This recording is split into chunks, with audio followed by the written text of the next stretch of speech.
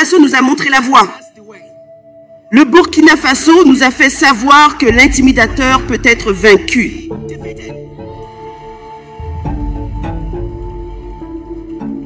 Les citoyens du Burkina Faso ont fait tout ce qu'ils pouvaient. Ils ont fait le plus gros du travail. La moindre des choses que nous puissions faire, c'est d'être là.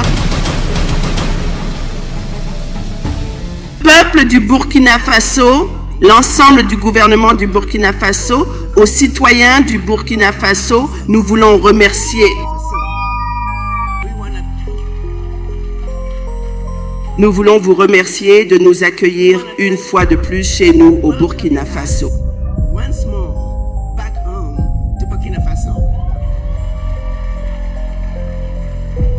Nous étions ici l'année dernière.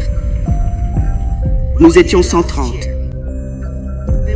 Monsieur le Président, le capitaine Ibrahim Traoré, nous sommes de retour avec un nombre 4 fois supérieur. Dans votre discours de l'année dernière, vous nous avez tous appelés à être des ambassadeurs du Burkina Faso. Nous voulons que vous sachiez que nous avons pris cette instruction très au sérieux et que nous avons été les ambassadeurs du Burkina Faso. Malgré la négativité provenant de certains coins du monde, les descendants des anciens esclaves que vous voyez aujourd'hui, ce sont les renégats qui ont dit « Nous connaissons la vérité sur le Burkina Faso ».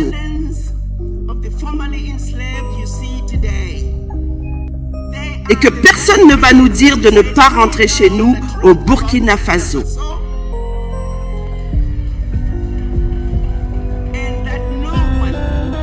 C'est donc véritablement un grand honneur pour moi de vous présenter à vous tous, vos enfants issus de la diaspora. En particulier, je fais référence aux descendants des anciens esclaves, ces hommes et ces femmes courageux qui sont ici aujourd'hui pour accomplir avec émotion et respect le voyage du retour au nom de leurs ancêtres disparus.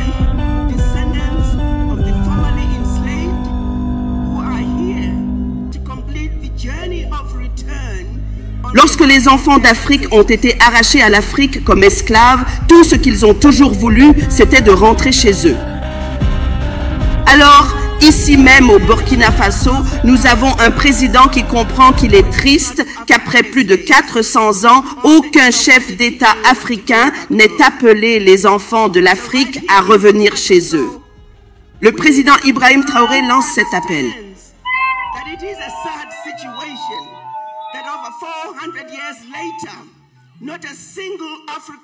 C'est ici, au Burkina Faso, que nous allons conclure le voyage du retour.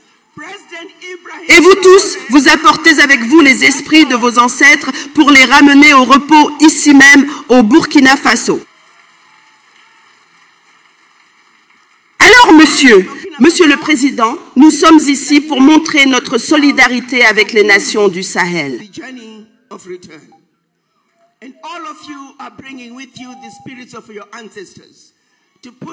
Nous avons passé la première semaine à avoir des conversations que nous avons qualifiées de non-africaines, où nous avons dit la vérité au pouvoir, où nous avons abordé les questions que nous estimions essentielles pour que l'Afrique avance en fonction des réalités d'aujourd'hui. Et cette résolution à laquelle nous sommes parvenus incluait des questions telles que la création d'une télévision panafricaine et d'une station de radio panafricaine qui seront basées ici même au Burkina Faso.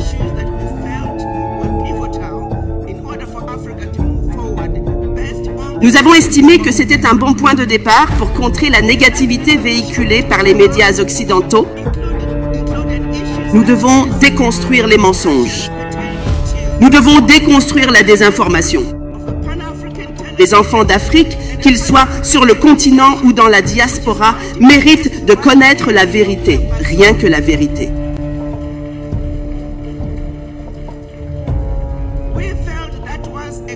Il y a de nombreux autres points dans la résolution qui vous seront présentés par l'intermédiaire du ministère des Affaires étrangères.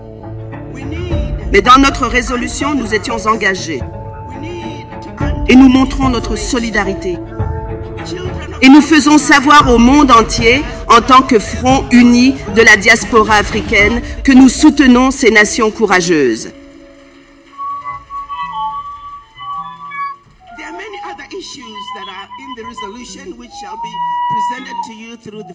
Le leadership audacieux et transformateur qui émerge du Burkina Faso, du Niger et du Mali doit être soutenu par tous les moyens nécessaires.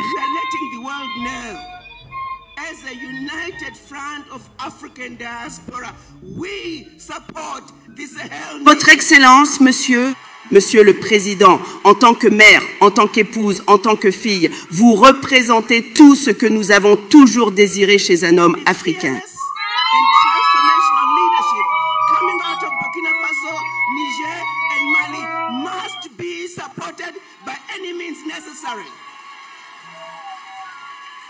Le Burkina Faso nous a montré la voie.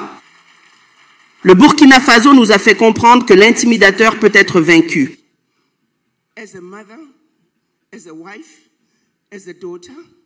Les citoyens du Burkina Faso ont accompli tout le travail difficile. Le minimum que nous puissions faire, c'est d'être là pour les soutenir. Donc, en plus de soutenir la révolution qui a lieu dans cet enfer, nous sommes également ici pour investir au Burkina Faso.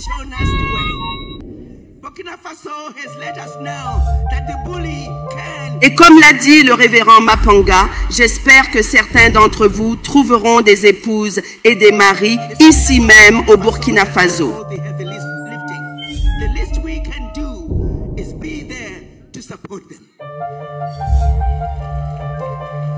Nous ne pourrions pas tous être ici aujourd'hui si ce n'était grâce au travail remarquable et exceptionnel accompli sous la direction de son Excellence, l'ambassadeur général Kassoum Coulibaly.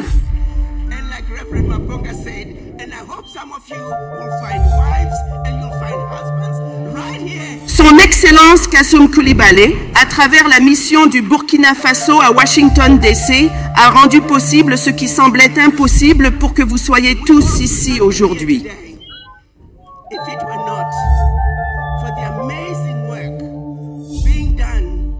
Monsieur le Président, je tiens à vous faire savoir que le Burkina Faso est extrêmement bien représenté à Washington DC.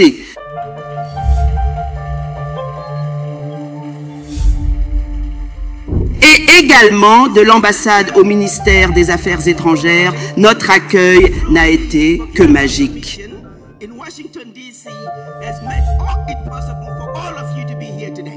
C'est mon humble avis, Monsieur le Président, que si vous organisiez un concours entre les ministères du Burkina Faso, le ministère des Affaires étrangères devrait recevoir le prix du meilleur et du plus performant ministère du gouvernement du Burkina Faso. Sur ce, on m'a accordé 5 minutes. Je disais à l'ambassadeur, Monsieur l'ambassadeur, êtes-vous sûr de vouloir que je parle pendant 5 minutes? Je pourrais bien en prendre 45. Je vais respecter le temps imparti et je crois que mon vice-président lève le doigt pour m'indiquer que mon temps est écoulé. Mais encore une fois, Monsieur le Président, nous sommes tellement enthousiastes et nous avons tous hâte de devenir résidents permanents du Burkina Faso. Espérons que bientôt, nous deviendrons résidents permanents en investissant et acquérant nos maisons. Je veux dire citoyens.